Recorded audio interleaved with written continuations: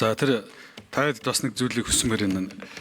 Багш эмчийн цалин нэмсэн учраас бүхэн болгоо ажиллаа гэдэг нь яриагаа жоохон болмоор байна. Энд чинь бидний хийх ёстой ажил хийсэн. Засгийн газар бас төсвийнхаа боломжуудыг дайчлаад.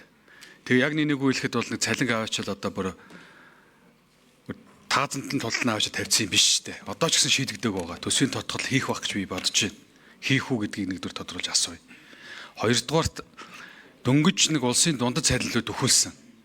Гэхдээ ямар ч байсан энд байж байгаа одоо бүхий л намууд засгийн газрын мөрийн хөтөлбөрт бол одоо энэ боловсрол эрүүл мэндийнхаа одоо хөгжлийг дэмжинэ. Хүн төвтэй парламент байна. Хүн бол одоо хамгийн том мега төсөл гэдэг энд чинь зөксөн бодлого байхгүй юу?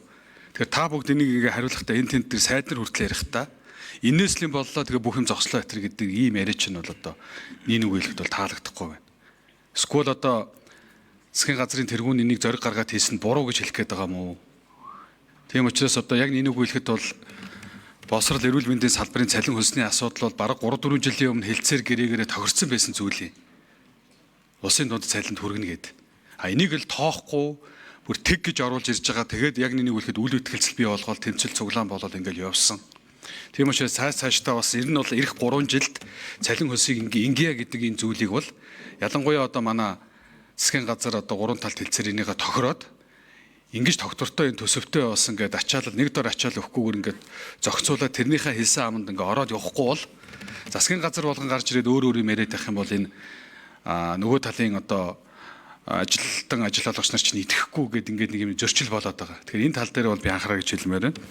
За нэг би түрүүнээс асуугаад байгаа нэг зүйл нь яг хөө төсвийн энэ зүйл дээр одоо ерөөсө төсвийг л эдийн засгаас бүгдийг шахаж гаргая гэдэг. Нөгөө талдаа уулын зөв хийвэл энэ олон жижиг дунд үйлдвэрлэл энэ ажлын байр хизээч хувийн хвшил хийж чадахгүй байгаа энэ зүйлүүд чинь төсвөр хийхээс өөр аргагүй шүү дээ.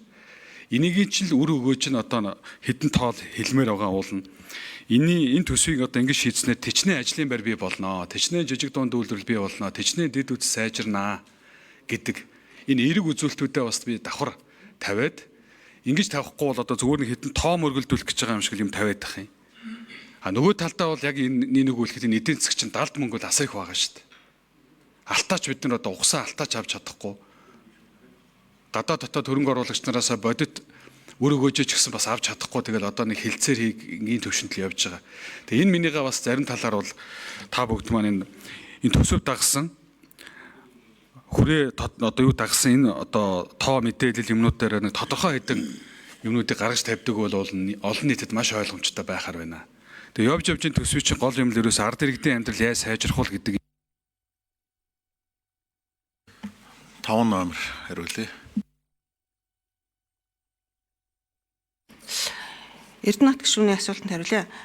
Тийм эмч багш нарын цалин нэмсэн асуудлыг бол ерөөсөө одоо ямарваа нэгэн байдлаар сөрөг хандлагаар огт хэлээгүй.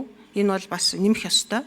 Гэхдээ яг ингэж нэмэгчнээр төсвийн одоо зарлага ялангуяа энэ он болон эх оны төсөвт ирж байгаа ачааллын тухай асуудлыг л ярьсан. Тэгэхээр энэ бол төсвийн зарлага тодорхой хэмжээгээр хэлэхэд бол нөлөөлж байгаа одоо нэг гол хүчин зүйл юм аа л гэдэг байдлаар ирсэн. За таны асуусан төсвийн задаргаа тэр дундаа одоо бүтээн байгуулалт ажлын байр бий болгох үр өгөөжийн тухай асуудлыг бол төсөв батлах үед намар бол энэ дээр илүү тодорхой болж гарч байна. Өнөөдөр бол бид төсвийн хүрээгнийхээ тухай асуудлыг л ярьж байгаа тийм. За шууд асуулт